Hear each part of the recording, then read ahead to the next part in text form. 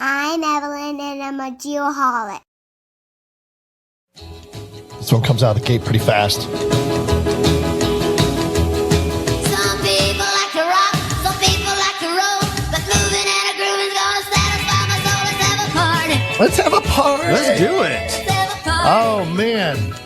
Welcome back, Geoholics, episode 284. 284, believe it or not. 284, indeed. We've got our good friend Will Wing in studio tonight. Good to see you, buddy. Thank you. Thank you for having me. Always a pleasure. Been a bit. Yes. We're going to circle back and find out how your life is here in just a minute, but we appreciate you being here. Yeah.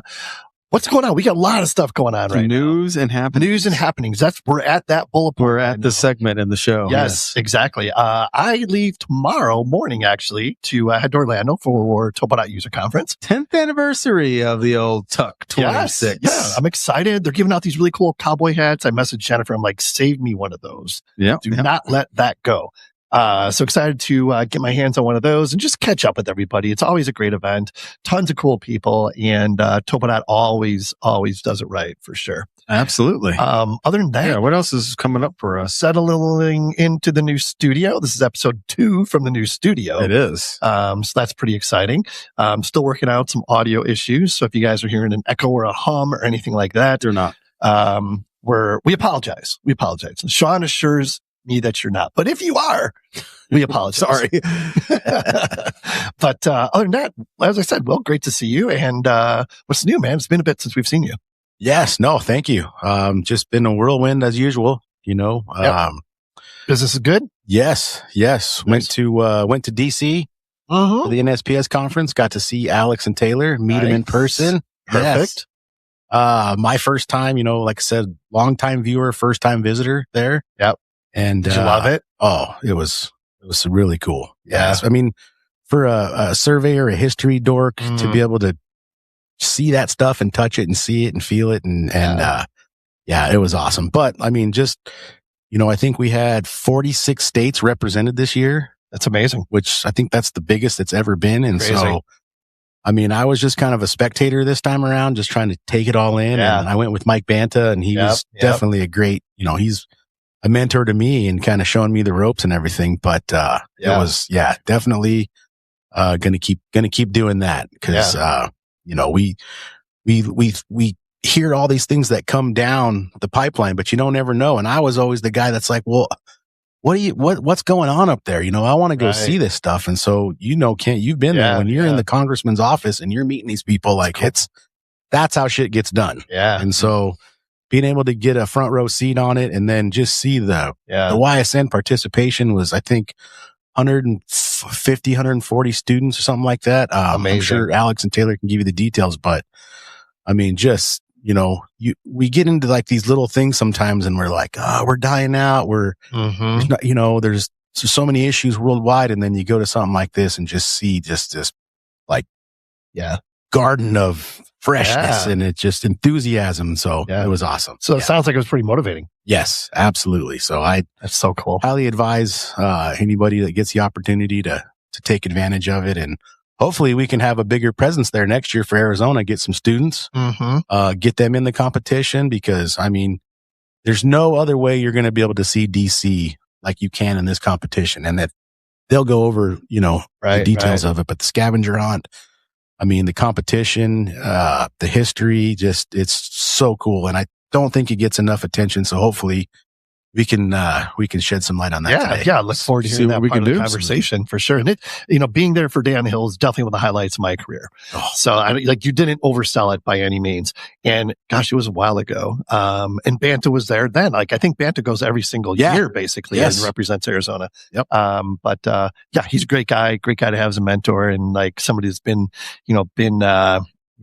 I don't know, around the block, let's say, when it comes to visiting DC and talking to like the senators, representatives, that type thing. Cause it is, I don't want to say it's life changing, but it definitely changes your perspective on things. Definitely. And wear good shoes. If I learned one thing from that trip, wear comfortable shoes. A lot of walking. Yes. Nice. How about you, producer Sean? What's new? Not a lot. Venturing out. Think about starting a little side business with my daughter. She's got she's got the market cornered on these little fidget clicker things. It's kind of like you know how you get by like a 10 key, like a separate 10 key, but we make them with our 3D printer, and we make just like little 4 buttons at a time or 6 buttons at a time, and she can make them in different colors. And I bought the little switches that make them click like old school keyboards do. So that's what the kids like. So, you know, we try to make a couple dozen of them and put her out on the street and see if she can sell them. There you go. Etsy. You got we're trying to get her her own little Etsy channel. Like there's a market out there, and we can make them completely in our house. That's so cool. Yeah. Well, I will buy one from her. Sounds like something that I would like. Oh, you would totally like. We're on it. Yeah. Can we get our logo? Can we get our logo printed? That'd be great swag. Absolutely. How do you think we are funding the materials for all this? Can you make like 500 of them so we can give them away at conferences?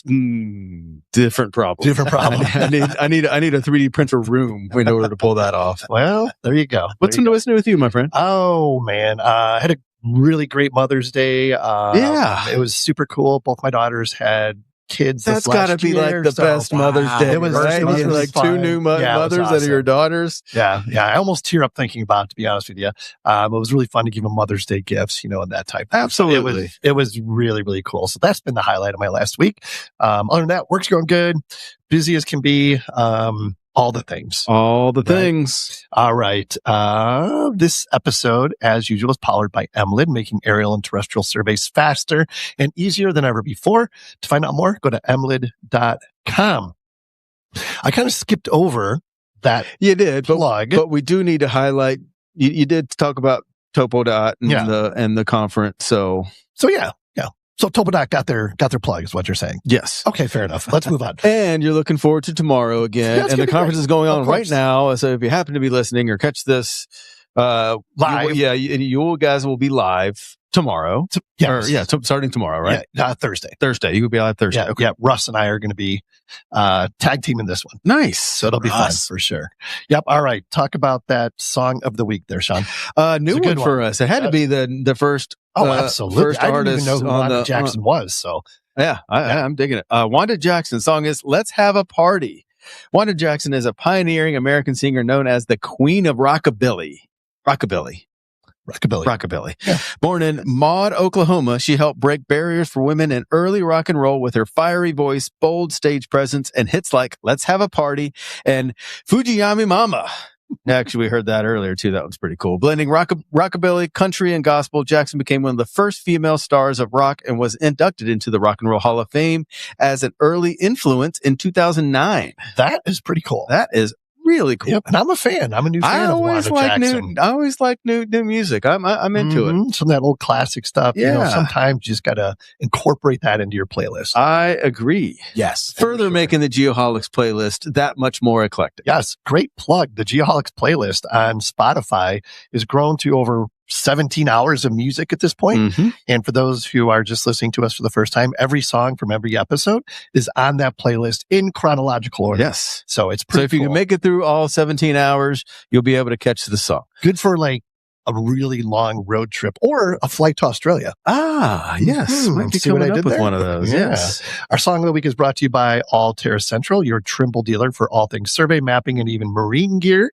To find out more, check out allterracentral.com. All right. Next up, our Leica Geosystems weekly pro tip. This is timely and on point, as you usually do for this week's episode. So here we go. Mentorship is a lot like good measurement. Accuracy improves when you have control. Whether you're chasing licensure, learning how to lead crews, manage clients, or building a career that actually lasts, don't try to figure it out all alone. Find someone who has been there, ask better questions, and be willing to listen. I love it. I really like the ask better questions and be willing to listen. That's a good mantra there. Yeah, definitely. What do you think of that one, Will? You like that one? I like that. It reminds me of the remember the guy we interviewed in Denver from Hawaii? He told us the Japanese secret. Oh yeah. Oh, yeah. Until you're 44, you don't know shit. Yeah. Mouth shut. That's the Japanese secret. Yeah, I still don't know shit. That's great. Leica Geosystems, when it has to be right. To find out more, simply go to leica-geosystems.com. Love our good friends at Leica. We do. Let's get our guests in here. Let's do that. Our guest this week our guests this week are brought to you by David Evans and Associates. To find out more about the DEA difference, visit DEAinc.com. And there will be a few folks from DEA at Tuck. So I'm excited to cool. see a couple of those folks as well. I haven't seen in a while.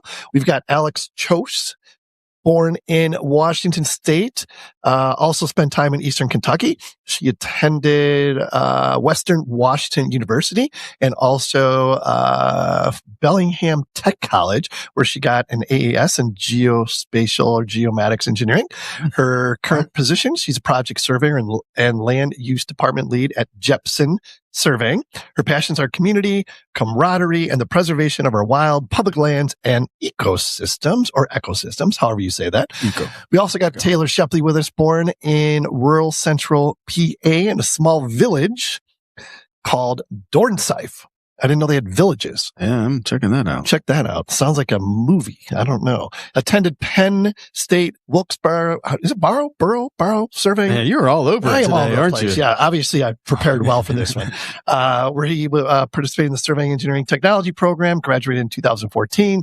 His job is he's a technical sales consultant for Keystone Precision Solutions.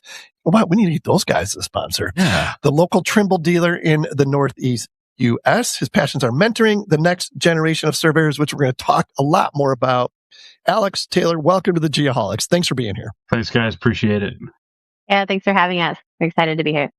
You betcha. So we'll kind of lay the groundwork. I'd love to hear your guys' 30-second nutshell version of your experience in DC. When was that? About a month ago? Almost. Yeah. Wow. Yeah. Go ahead, Alex. Okay. What were your takeaways? Well, my experience in DC was a little different this year than other years. I didn't get to volunteer with the student competition. Washington was really on it, and we sent a student team, and they did a really great job at the competition. It was really nice to get to visit with them. But in lieu of volunteering with the student competition, I did Day on the Hill, and then I also attended some NSPS committee meetings on behalf of the mentorship committee. Cool. Had you done the Day on the Hill before, or was that your first time? I had, yes. That was my second. Yeah. Yeah, that's awesome. How about you, Taylor? What are your takeaways? Yeah, so working with Keystone Precision, we provided some of the equipment that they used for the field exercises on the National Mall. And so I ended up getting to spend both days on the mall. Cool. I know it's terrible. I didn't get to walk 14 miles, but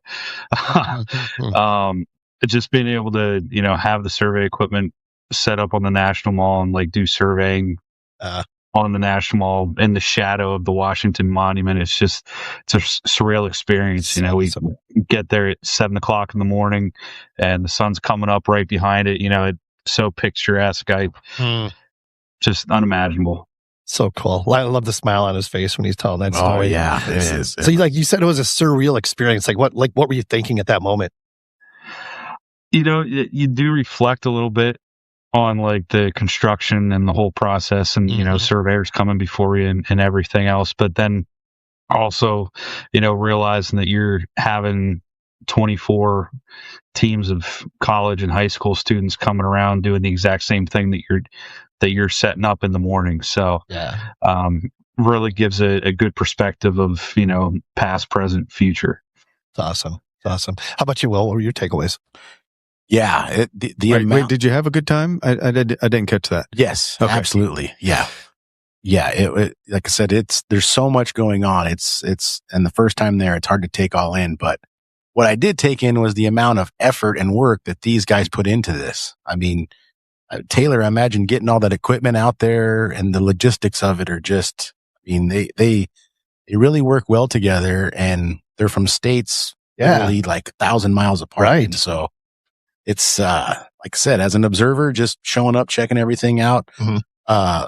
like Alex, I got to go on Day on the Hill. I attended a couple of meetings, but then I pulled back and just wanted to go check out, the competition and the hunt that they did. And yeah, you guys did a lot of work. So good job.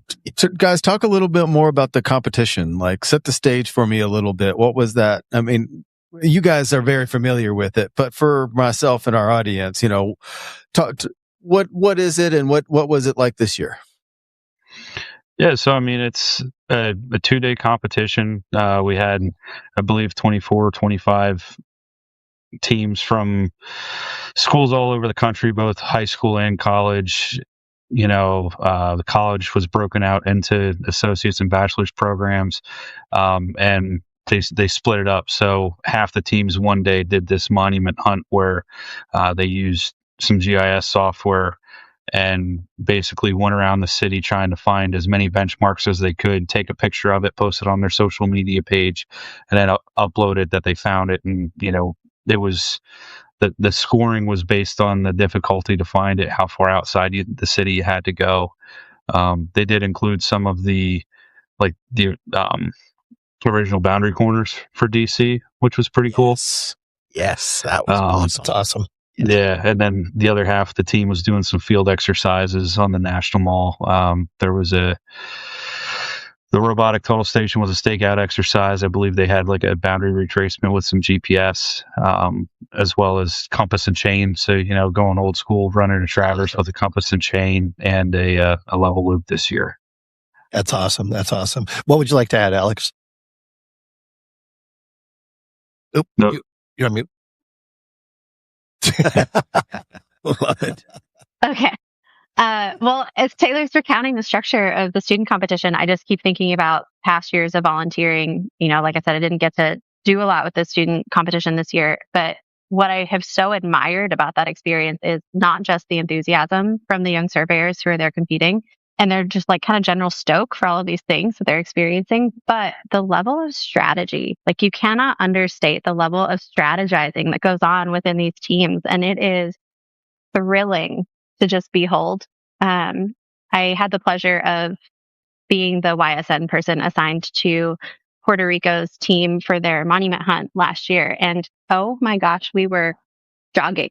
We jogged all day. Wow. We jogged all day from monument to monument, and it was an intense strategy that they had mapped out the night before. I don't want to give away too many secrets, but there is this very adventurous, fun strategy, which is why there are rules that you don't get to rent scooters or bikes anymore. You're limited to foot and metro. Oh, yeah. They had to implement that rule. Man, those kids are smart these days. Yeah. They will figure it out, right? See why I was saying good shoes? See why I was saying good shoes? Yeah. So, That's cool. the excitement. Yeah. Yeah. Go ahead. I'm sorry, Taylor. I was just going to say we had a great team as far as the committee that planned the event this year. We did make a few adjustments from year to year, just growing pains and overall improvements. But I will say that it's put on by the Young Surveyors Network, and we had a large amount of volunteers, both new and returning, from the Young Surveyors Network all over the country this year. A lot of times it's, we're stretching the volunteers, right, to make sure that we at least have one member with each team, and this year we had over 40 volunteers. So kudos to that's amazing. That's so cool. Help out. That's amazing. Before we go any further, Taylor, what is your involvement with YSN? So I'm the as well as co-chairing the mentoring committee with Alex. I'm also the state coordinator for Pennsylvania. David Evans and Associates. This one's near and dear to my heart. I'll be honest with you. At DEA, they join their clients to make a positive difference. DEA is a recognized leader in the design and management of complex transportation, land development, water resources, and energy projects nationwide. Great group of people over there. Mm-hmm. They combine the talents of engineers, surveyors, planners, hydrographers, landscape architects, and natural resource scientists to provide their clients access to a complete range of services. DEA is consistently ranked among ENR's top 100 peer design firms in the U.S. and among leaders in many of their local markets. That's right. To find out more, visit www.deainc.com. Trimble Geospatial. For generations, surveying and mapping professionals have looked to Trimble Geospatial for the industry's most trusted hardware and software solutions. Designed by and for surveyors, Trimble solutions help customers work faster, safer, and more sustainably. Dedicated to big thinking innovation, together with their worldwide distributor partners, the Trimble Geospatial team is working with current and future generations of surveyors for a more sustainable future. To find out more, visit geospatial.trimble.com. And Alex, how about you? What's your involvement with YSN? This is my third year being Washington's appointed state coordinator. So I'm the director of the YSN program here in Washington. And then on a national level, I co-chair the mentorship committee with Taylor. Okay, perfect. So obviously you guys are very, very passionate about mentoring. The three of us are very passionate about mentoring. Let's get into that just a little bit, and why does mentorship matter so much in land surveying specifically? Who wants to go first? Taylor can take it. Okay. As we all know, the industry is hurting, right? And I think a lot of the pain that comes from it is because you have these one-man crews moving forward, right? So all of that mentoring of going up through the ranks from a chain man to a rod man to an instrument man, or however, where you are learning from your peers in your crew out in the field, that's kind of gone to the wayside now, where it's like, here's some gear, I'll give you 1 or 2 days to show you how to do it, and then you're on your own. So you can only learn so much yourself. You don't know what you don't know, and there's really no way to improve yourself without independent study, of course, but just being able to share those experiences from mentor to mentee, I think, is critical. Sure. Yep. Well said. What would you like to add, Alex? Why is mentorship so important in our industry? I mean, it is an age-old profession. It is something that has survived through time because we're willing to teach others and onboard others into this. Sorry, I live on a main arterial. Oh, us too. It's okay. I thought it was us. Great. It's you. It was you. Yeah, no, I think that it's just the longevity of this industry, of this profession, really is, it has thrived over time because we've been willing to onboard and teach new people. And I think just because we have the access to technology available to us doesn't remove the human experience of teaching and the importance that it is to learn from members of your community. Right. Yeah, well said. So, interesting question. So to become like a professional surveyor, right? I mean, there's a lot that goes into doing that. And I'm very curious to get your perspective on this as well.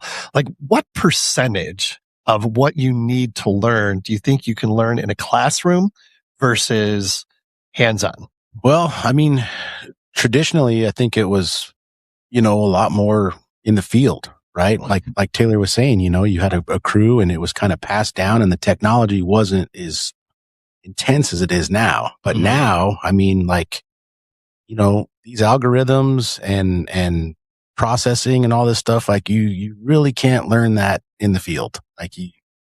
You've got to you need some education as a platform to build on. And so I think it's kind of 50-50 now. You need that field experience. I mean, the field experience is one thing, but like Taylor's saying, if they hand you some gear and you go out there by yourself and you don't know shit about it, you don't know shit about it. Mm-hmm. So you got to have somebody to help you out in that aspect. But you also have to do, like you said, you're self-learning to educate yourself through, if you're going to go to online school, if you're going to just do, take classes at conferences, however you're going to do it, you have to build up that fundamental skill set to be able to take that mentorship and use it. Yeah. Right. So I think it's 50-50. I don't know. What do you guys think? Taylor, what do you got? Yeah, I mean, one thing that I want to kind of add to that with what Will's saying is understanding the why behind what you're doing. Right? You can go out and do topos all day long and not have a clue why you're doing it outside of, I just need to locate everything on site. So, understanding the why behind the work you're doing, understanding the why behind the equipment you're using, and ultimately the why behind why the work you're, the customer, what they're using it for. It's a learning process from start to finish. Mm-hmm. Yep. What you got, Alex?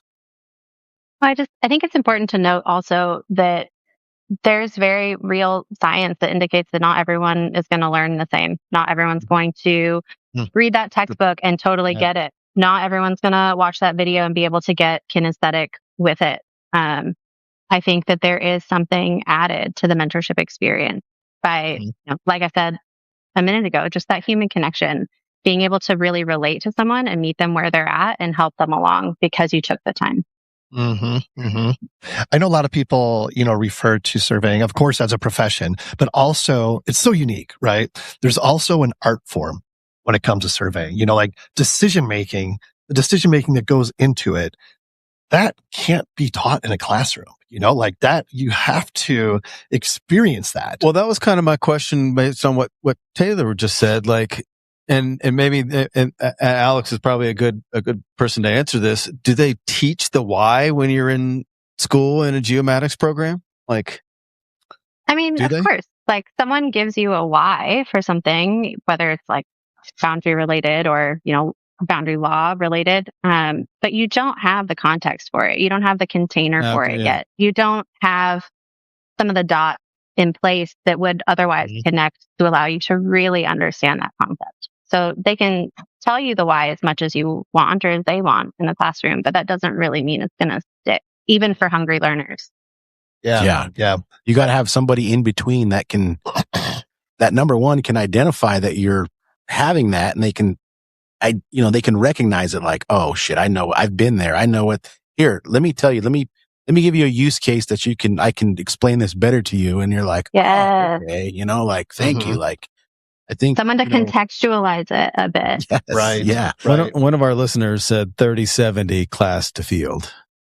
I would agree with that. I like that ratio, to be honest with you. But I mean, I agree with Will's point too, though. Like, historically, that could have been 10-90, and now it's moving up to where you just can't teach, corrections and some of this stuff. Some of this stuff is at a higher level that you kind of got to know a little bit of what's in the black box, and you're not doing that when you're outside trying to figure it out. And I think that it also depends on the type of surveying you're doing, right? Like if you're doing large retracement surveys, breaking down sections, right? Like you got to know what the heck you're doing.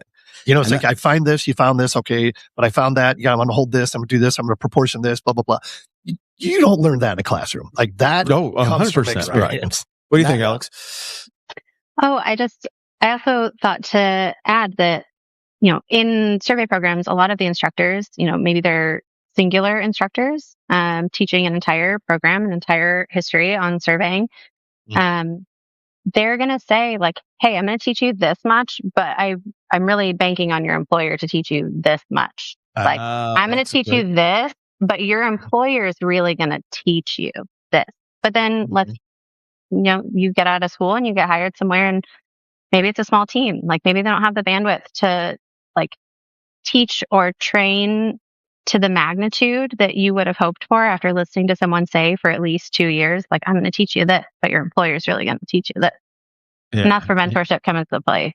Right. Absolutely. And Alex, talk a little bit about your application process, because the application process really pairs you well with, just like you're saying, Kent, like I might be a boundary survey. I don't want to get paired up with guys scanning in, another part of the country. We really don't have a connection.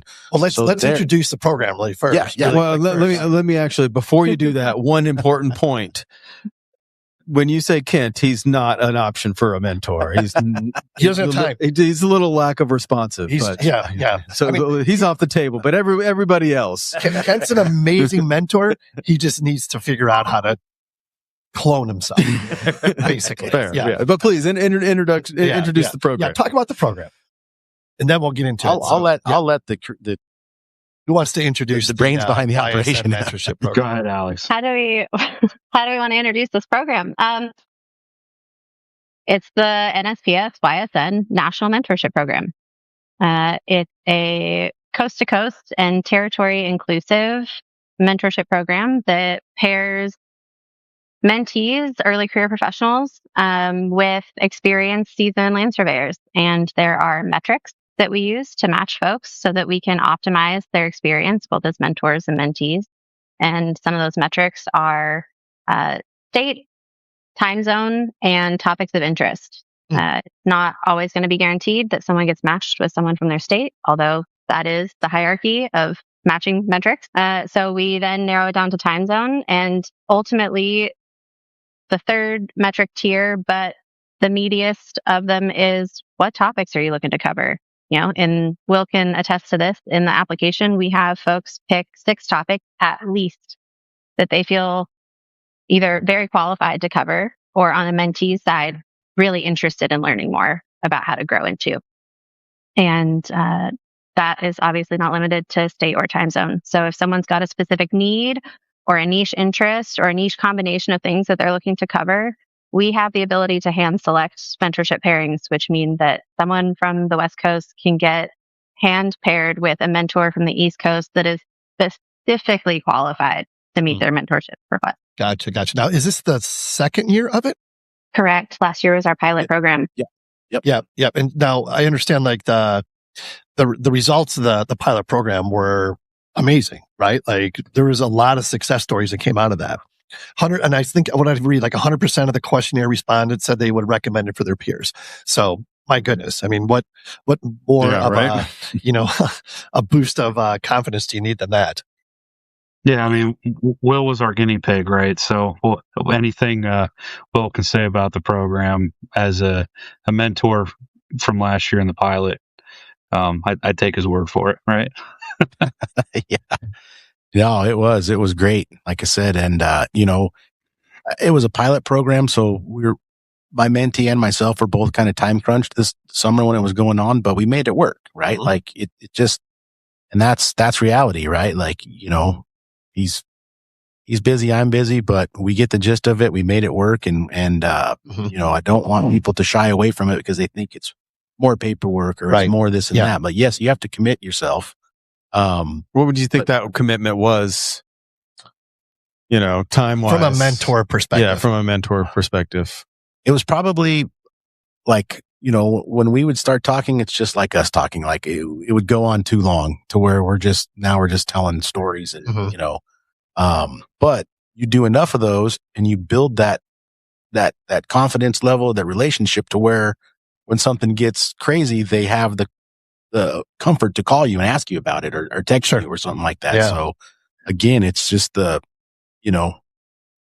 repertoire of the interaction. And then it's like, oh yeah, this guy, like he knows what he's doing. And on my end, I'm like, there you go, man. Yes. Keep digging at that. And, let me point you in the right direction for some resources or whatever else. But, and like I said, that's cool. It compounds, right? So he was just texting me last week. Who is your mentee?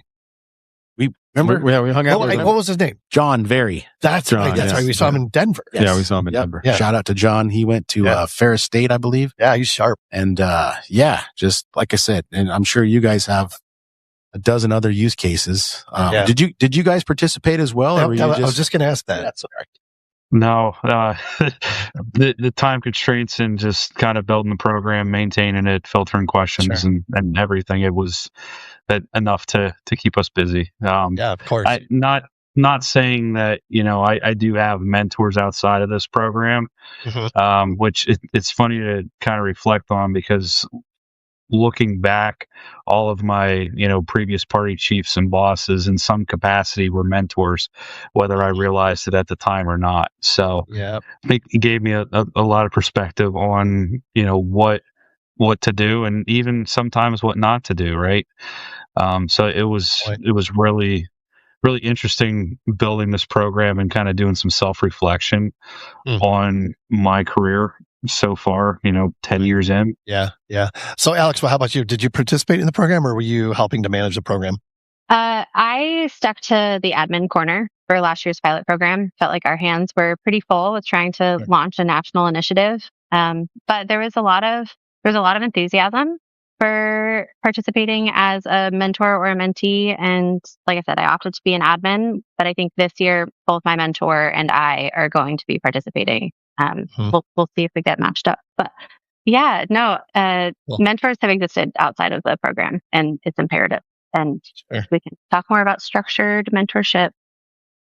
Yeah, well, one thing I want to talk about when it comes to mentorship is that, I'm convinced it's a two-way street, right? Like it's the mentee is benefiting from the mentor, of course, but the mentor is benefiting from the mentee as well, right? Would you guys agree? Yes. Yeah. One of the things that I think we had in the packet is, and it was even discussed last year in some of the feedback meetings, is, being a mentor doesn't necessarily mean having the answers to all the questions, but more so having a direction to help them find that answer. Right. Networking is a huge part. Your mentee comes and says, "Hey, I'm looking for some experience in DOT." Well, I haven't done anything in DOT, but I know a guy that does. Let me connect you with him. It's not about having all the answers. It's just about how to find them. Oh yeah, that's great advice. Yeah, great absolutely, advice. Absolutely. So my understanding is that this year's program, the 26 program, includes topics like licensure, certification, leadership, work-life balance, time management, and business ownership. Which of those topics do you guys see or think that young surveyors seem most hungry to learn more about right now? The feedback that we got from last year's pilot program shows us that leadership and work-life balance, as well as time management and the importance of licensure and certification, are the top three topics that most pairings gravitated towards. That tells us that they're the hungriest for those. I mean, licensure is a big conversation on a national level for a lot of reasons beyond just the importance of being licensed in this profession. There's a lot of changes afoot. So I think a lot of people are very curious to learn more. Yeah. Yeah. And how would you say, what's the sales pitch for the program? What do you guys think is the main objective for anybody getting involved with the program? I mean, I'm sure it's not just to make a friend. There's got to be something more than that, right? No, I mean, it's to make yourself better, a better surveyor, a better person, a better teacher, a better learner.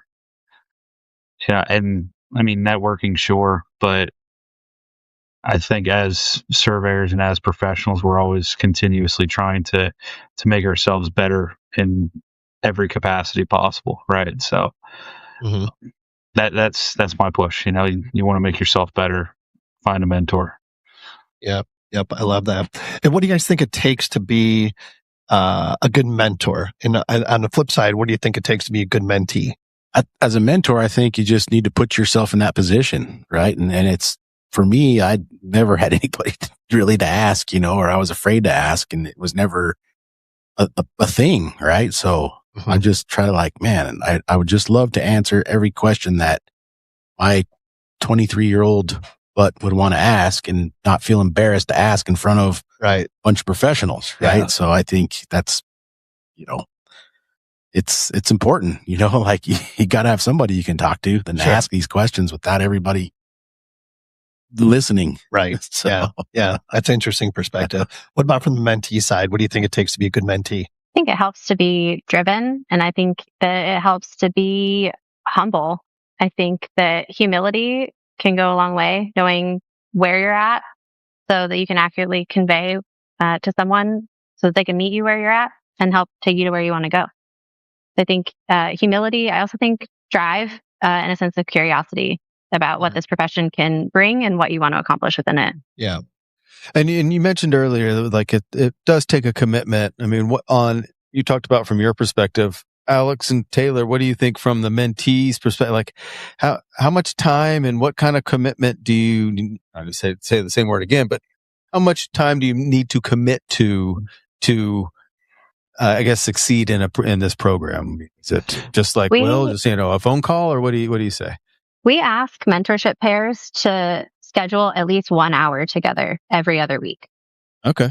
That's the minimum ask. I found that in meeting with a lot of different pairings that some people were meeting much more frequently than that, weekly and 3 hours long.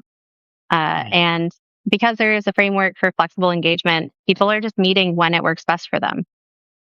So lots of flexibility there, lots of approachability too. And we have a question, not to cut you off, but we have a quick question on the schedule. Is it too late to sign up? No.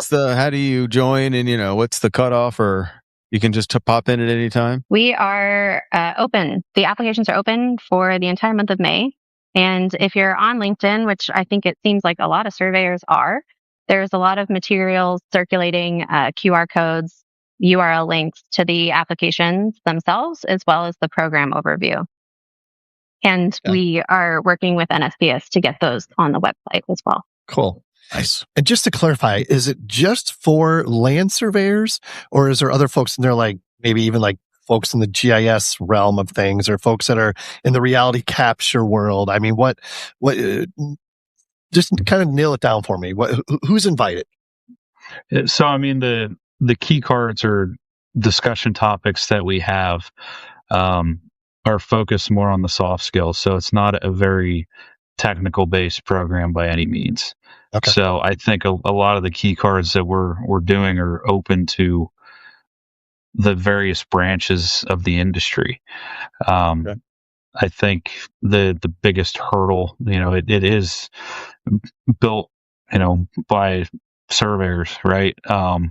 So there is the surveying focus, but I know we did have a few applicants on both mentors and mentees last year that said, they have a GIS background, or they're looking to gain more experience in GIS or bathymetry or, drones. And that's the nice thing is, like, yes, there is some automation to the application process, but once the automation's done, like Alex and I and Nolan and other members of the committee, we're going through each of these pairings to see, like, this is what the computer says. Is there something better? Interesting. Cool. So, like, people listening, whether, you think some people might be afraid to be a mentor because maybe they're like, I don't know enough to be a mentor. I've been in the business for 10 years. Am I someone that should be a mentor? Somebody who should be a mentee? What would you say to somebody that's kind of on the fence? Yeah, because you can come in at any level, right? Like, you actually might be a better mentor if you're closer to where that person is at, because you have more direct experience with what they're experiencing, where somebody that's already, 20 years out, on a good job on their way out might not have that same advice to give to someone that hasn't been there just as quick. So I think on the mentor platform, if they're willing to, give the advice and help the next person. But it's not an either or, right? Yeah. We could be both. Oh, yeah. Yes, definitely. I mean, just like there's like no age limit to be a mentee, right? Yeah. I mean, that's an important point. We say that, but it's not. And in your case, like that, and I'm sure there's some stuff that you're getting from your mentor that you're passing to your mentee as it's your own, and as you should. And we have crossovers. We have people changing professions midlife, and so they're oh, sure, that's a whole nother and they need the mentorship too. So for sure. The key cards that we have, like, it's not just like pick 6 topics and then here you go. We do have the key card structure where it gives, a little background information about what, this soft skill necessarily is. And then we have some guidance questions that kind of get the conversation started. Mm-hmm. So, you're not just signing up and trying to come up with conversations yourselves. A lot of times the conversations naturally occur, but we do have structures in place to help guide the conversation if needed. Mm-hmm. We did get feedback from folks going into the pilot program, unsure what it was going to look like. And you're like, do we have to, we're really like flying solo here, like leading this meeting. What are we going to talk about? Like, no. Look at the key cards. We have tried really hard to create a system and a structure that makes this really easy for everyone. Vulnerability in conversations can be hard enough. Like, trying to structure the conversation and provide guidance with just added pressure. So like Taylor said, in the key cards, we give you what the soft skill is, why it's important within the industry, and then pages sometimes, depending on the key card, of questions to get you started in conversation, or to give participants an opportunity to look through the questions before their meeting and maybe identify a few that they really want to hone in on in their conversation. Alex, you mentioned earlier about the structure, and I kind of want to dive in a little bit about that. Like, having personally tried and did not do it well to pull off a mentor program at my firm. Like, give us the highlights first. Like, you can't mention, structured versus not structured. I'm sure you have some thoughts on how do you structure it? How do you set one up, and what's the key components? Yeah. So, first of all, we worked really closely with FIG, the International Federation of Surveyors, in developing this program. FIG had put together a mentorship program in both Africa and Australia, and they were kind enough to share their, structure with us, let us look over their materials so we could kind of get a sense for how they were engaging within the industry, and what kind of mentorship was enriching in those regions. And that is a big part of how our program is modeled. And then the added layer of how this particular program is modeled is based on the fact that all of us putting it together are in our own experiences like young surveyors. I'm a second career surveyor. This is not my first career rodeo. I am a 30-something professional who is really used to being like in it. So to start over brand new, and require a lot of guidance in my 30s as a professional, like, oh man. But like, to an extent, it felt like starting over. So this program is also informed by experiences like that young surveyors here in the US are having, and we built this program out of it. So structurally informed by existing mentorship, under the umbrella of FIG. And then in practice, it's run by people who then themselves are hungry for mentorship and whose early career experiences are being actively informed by it every day. Gotcha. So just to clarify, you don't have to be a member of NSPS or YSN, I suppose, to be a part of this program, correct? You do. You do. Okay. Mentees agree to sign up for YSN when they are signing their application form. Okay, fair enough. It helps. That makes sense. Yeah. Yeah, that's like auto-enrolling people, you really need to do this anyway, so we're just going to take care of that for you. Yeah, and I mean, it's really just a networking opportunity, right? We're not going to be spamming you with emails about, your car's extended warranty or anything like that. No, it's just keeping folks they all say.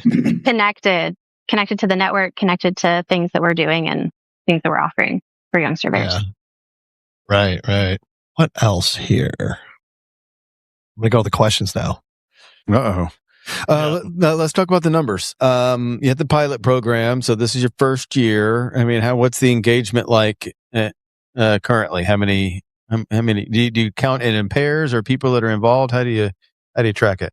So last year we had allocated 100 seats of the software platform that we're using to do the matching as well as scheduling all of the meetings, and it's kind of like an add-on to your Google Outlook calendars, etc. Basically, as the mentor, you say these are the times I'm available throughout the week.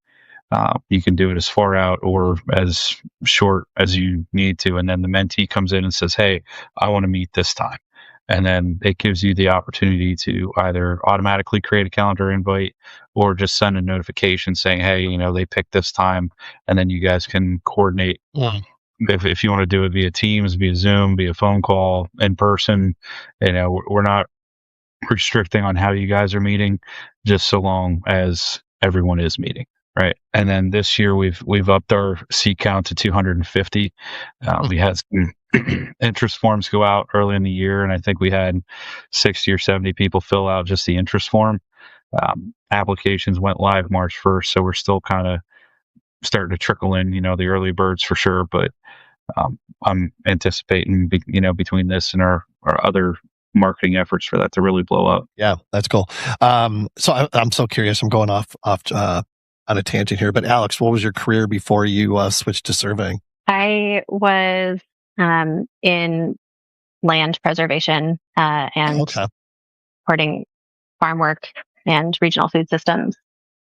Okay, interesting. So what's the connection? How did you just wake up one day and be like, you know what?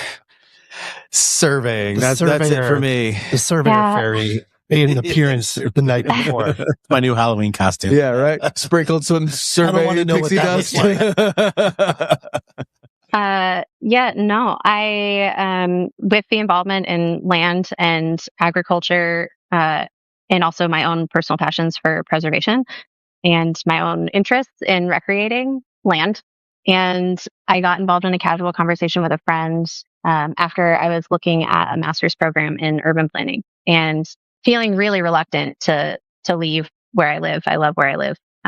It's a true gem, true hidden gem still. There you go. And I was not ready to leave for this master's program. So I wondered, what can I do that is adjacent to this future plan that allows me to stay exactly where I am and tap into my existing interests and passions. And that's how I learned about land surveying. Nice. Nice. Yeah. Tell us about a mentor that's made a difference in your career. A mentor that's made a difference in my career. Here on a local level, I am involved in the Land Surveyors Association of Washington's board of directors. I work collaboratively with the board of directors to build and guide the Young Surveyors Network here at home. And that experience has been so formative and invaluable to get to meet regularly with this group of industry leaders in my region. Is it us or is it her? It's probably me. It's fine. Keep going. You're back. You're You're good. back. I'm back. Okay. That's what happens when you're in a remote, cool town in Northwest Washington. Yeah, you get a lot of motorbikes. A lot of motorbikes and BNSF trains. That makes sense. Yeah. The room of board of directors, and then getting to spend time with those folks. Mike McEvely is our NSPS director from Washington. Mike's been a big mentor of mine as I'm learning and growing through this profession. It's always really nice to have a team of people to bounce ideas off of. Yeah, for sure.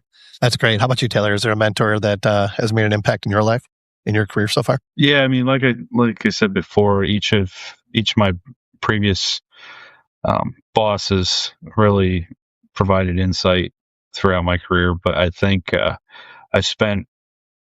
had 2 jobs with the same boss, and he had a civil engineering and surveying background. So I learned a lot from him. He was very patient, very thorough, and really made you sit down and say, again, figuring out the why behind it. It's not just like, oh, this isn't working, we'll blame it on solar flares.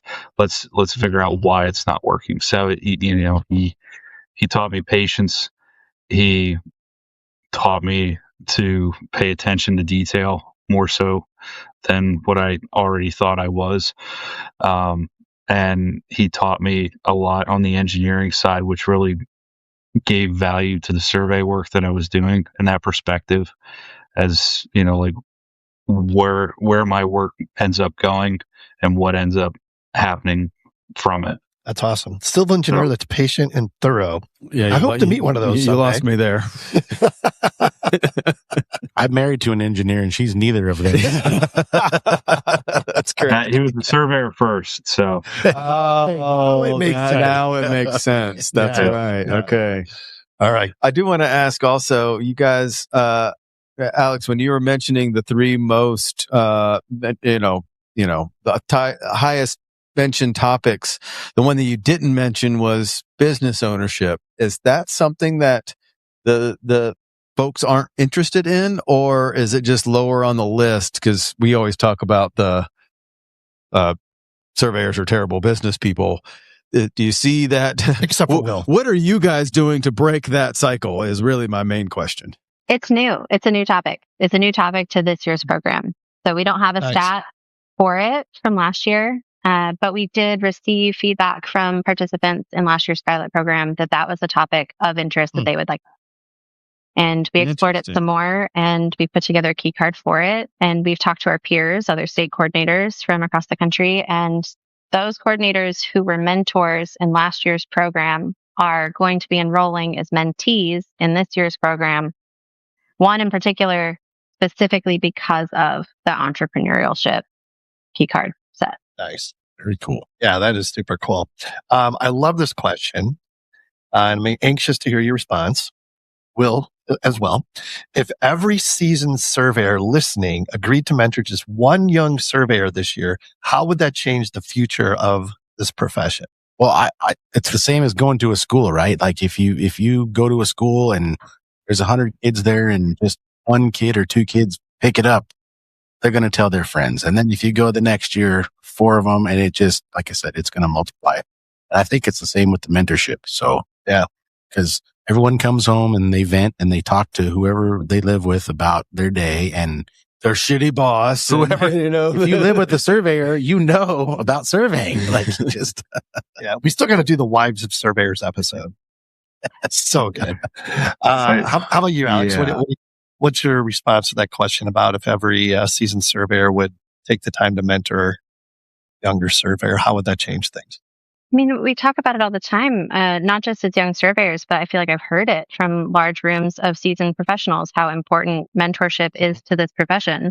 Right. And I think that there's a lot of folks who get on LinkedIn and they shout into the ether about their knowledge or their opinions. And instead of putting their knowledge into like a comment form scattered across this platform, what if you treated it a little more intentionally? And what if you put it in a container that's invested in the growth of a young surveyor who's hungry for that knowledge? I think that it gives your own knowledge a sense of purpose and direction, as well as the mentee that's going to be open to receiving it. I love that point. Yep. I couldn't agree with you more. Yeah, love that one. Yep. I got one more. What about Taylor? What's your answer Taylor, to I'm that sorry. question? Can you get it out? No, that's I think that's great, and I think that's exactly what we're striving to do. You know, we can build this program together and have it grow, and that's great. But ultimately, like, I would love to see every single surveyor out there take somebody under their wing with, you know, intentionally with good intentions and say, I want to teach you. And if everybody does that, you know, as much as I love this program, we wouldn't need it, right? Because everybody would be, you know, doing it on their own to really, you know, grow the industry. And I would love to see what the industry is going to look like in 5-10 years from now if everybody would do that. Esri. Esri is the global market leader in geographic information system software, location intelligence, and mapping. Yeah, they take a geographic approach to problem solving brought to life by modern enterprise-grade GIS technology. Beyond sophisticated maps and advanced geospatial analytics, Esri technology enables faster data sharing and more fluid collaboration. That's right. They make the world's most powerful GIS software. To find out more, visit Esri.com. One of our newest friends of the program, Emlid. Emlid is a company specializing in high-precision RTK GNSS receivers and software solutions for various industries, including, of course, land surveying, construction, and drone mapping. As our weekly episode sponsor, their product lineup features the Reach RS3, a survey-grade receiver with IMU tilt compensation. That's a big deal. The Reach RX, an ultralight multiband RTK rover, and the Reach RS2 Plus, a versatile multiband RTK GNSS receiver suitable for both rover and base station applications. Well done. Well done. That was a mouthful. Emlid offers software tools such as Emlid Flow, a mobile app for data collection in the field, Emlid Flow 360, a cloud-based application for project management, and Emlid Studio, free software post-processing kinematic, static, and drone data. To learn more, simply visit emlid.com.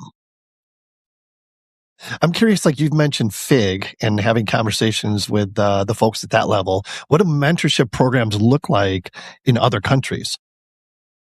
And are they more successful than what we're doing? I don't know if we can speak to the Africa or Australia program too much. I do believe that their programs were smaller, but it was structured a little differently. It wasn't one-on-one mentorship, I don't believe. I believe it was more kind of group. Yeah. Like one mentor to a series of mentees, kind of more a group environment. But I could be wrong on that. Okay. All right. Fair enough. You got something, Sean? No, go ahead. Nope. What about like Sean was saying that he tried to to build something like this within his company, would there be a chance for companies to come on as a company, or is it, or maybe just get some resources? Like I think we need help. Yeah, exactly. We are hearing more and more about kind of like pop-up mentorship programs or more small-scale mentorship programs, similar to what you've shared, trying to start. We're getting feedback from folks. They're like, oh, I want to build a mentorship program for my company. Can I participate in this program and get an idea for how to start? Or Alicia in North Carolina connected us to a group of students who wanted to start a state-level mentorship program.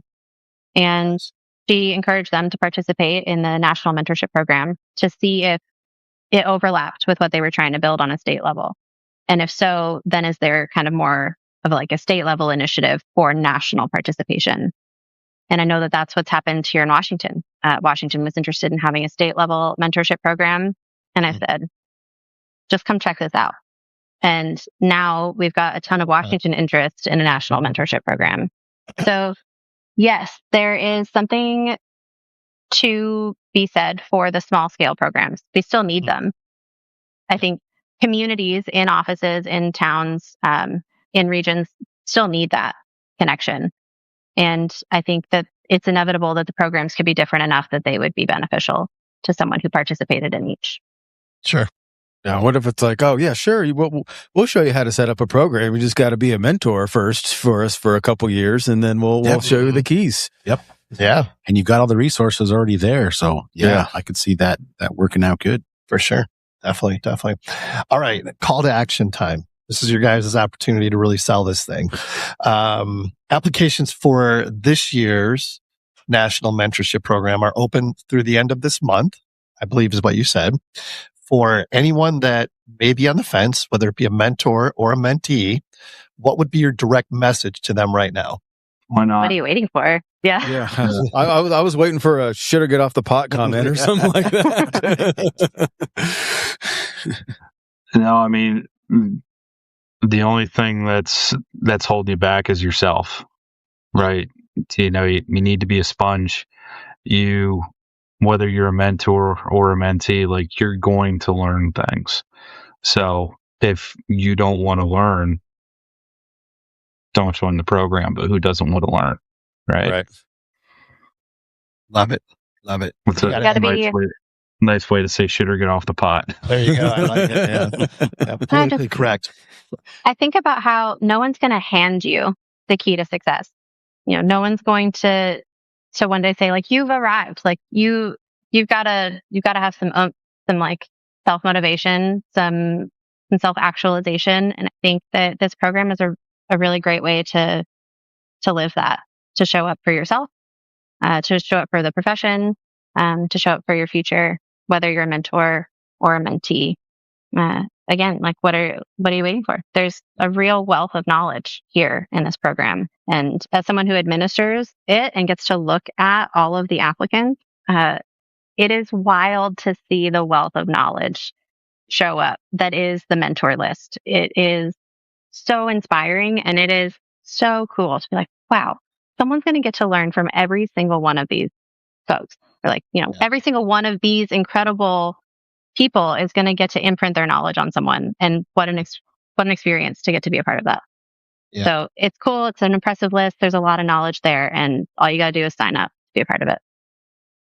And it is open to everyone. There you go. Yeah, so like, it just doesn't sound like there's a downside here. Like there's no downside. Have nothing. So I expect to see each of your names on that list by the end of the night. I'm already up. I'm already signed up. I knew that's where this was going. 1 hour every 2 weeks, Mr. Busybody. How about our mentee would get half Sean, half me? Oh, jeez, that is a messed up person. You and I need to tag team. I feel bad for that poor person. All I have to say. That would be awesome. Sean, do you mind talking a little bit about the program that you tried? What you saw worked, what didn't work? Oh, sure. It was good right up until Kent left. Yeah. I was working, when Kent was working for me, it was going just great. And then he left and it all fell apart. No, it actually, what lacked it, we had great intentions. We met, we borrowed shamelessly some structure. We had a time, we had the whole thing, and then we had some interest, and then it just fizzled, and there was no follow up, and it falls on my shoulders and some of the other leaders at our company. But I think it was even my idea, and we created the whole thing, and then, we didn't follow up with how it went and made sure that we got the feedback, and then it was time for another year, and there just wasn't that it's a lot of emphasis, but it also because it comes from my level and down, and the leadership team didn't prioritize it and didn't make sure that we followed through with it and made sure that there was some follow-up feedback and another round to kind of get more experience with everybody. So it wasn't the start, it was the execution. Fair enough. I look at the program that we've been talking about here as it's really a privilege, to be honest with you, to be a part of it, because as, maybe a seasoned surveyor, this is your opportunity to give back to the profession. Maybe you haven't done a whole lot of that. Maybe you haven't been involved with your state organizations, that type thing. This is a great opportunity to pay it forward, pay back the profession that's been so good to you. Well, especially when you hit your middle ages, you start to reflect a little bit and think about legacy and what you have your imprint on. And if you have any doubts there, one good way is to be a mentor and to at least give some knowledge to somebody else. So. Yeah. When you've seen somebody struggle, it's just like, oh, I just wish, man, if I could just show you this one thing. Like, have you ever heard of surveying? Like, they don't even know it's out there, and they're killing themselves for something else. And then when that light bulb moment goes off, and that's awesome. And so, like I said, we've all been there. You wish you would have had someone grab you by the ear and go, no, come over here. I know you don't even know what it is, but come over here and check this out. Wow, that's pretty cool. What do you mean? Yeah. I only have to see my boss twice a day. Sweet. What more can I ask for? Yeah. Fantastic. Yeah. But again, like Alex was saying, it's up to you, and you'll never evolve if you're not involved. So you got to get involved with this stuff and get involved. Absolutely. Love it. That's all I've got. Alex, Taylor, you guys got anything else you want to get out there that we haven't maybe talked about? Maybe one more time, tell folks how they can find out more. Telling folks how they can find out more. Please look at the materials that are getting circulated around LinkedIn, around Instagram. We're getting them put up on the website. So, there's QR codes to the mentor application, the mentee application, and then the program overview. Take a look at the program overview, see if it seems like something you're interested in. Fill out an application form. It's harmless. Worst case scenario, we'll match you to someone who really wants to learn from you. Yep. Doesn't hurt a bit. No, application takes you maybe 5 minutes to fill out. So I might have time for that. Hey, look at you. Yeah. And then, if you do have any questions, you can email us at nsps.mentorship@gmail.com. Nice. Free plug. Don't get used to it, right? Yeah. I love it. That's what we're here for. And what's the duration of the program? How long is it again? We're allowing for some more onboarding time this go around. So the program sessions itself will go from August through to the first week of November. So about 3 months. Yeah, cool. Not bad at all. Yeah. Oh, okay. Yeah, awesome. It's 6 sessions over, that every 2-week period, 1 session every 2 weeks over, and with 6 sessions, and 1 or 2 like group meetings scheduled with more information to come on that. I do want to give a special shout out to everyone on the mentorship committee, both from last year and this year. Last year was Tim, Logan, Alex, Stacy, Kat, Nolan. They all played a pivotal part in developing the key cards and helping build the pilot program to what it is now. And then this year we have Alicia and Dan and Lucas, right? Luke, Lyman Grover. Yeah. So, just thanks to everybody for helping build the program and make it be successful. So yeah, it definitely takes a village to make something like this successful. Yes. They have a great team. Yeah. I can tell. Nolan, shout out to Nolan. He looked like he was so tired, sunburnt after that first day out there on the courtyard. And Luke also, those guys, like I said, you have a great team. I envy the enthusiasm in your team. So just keep rolling with it and keep up the good work, because it's awesome. Thank you. For sure. All right. Lots of good stuff. You got anything else, Sean? I do. We got to wrap this up. It's been over an hour. This is about YSN and it's almost and past the youth. Sean's bedtime. Well, we also lose the attention span of the younger folks after too long. But I do have one more question before we let you guys go. I'm going to ask it to Alex, because I think she's going to have a good one. Do you have a mantra that you live by? Oh my.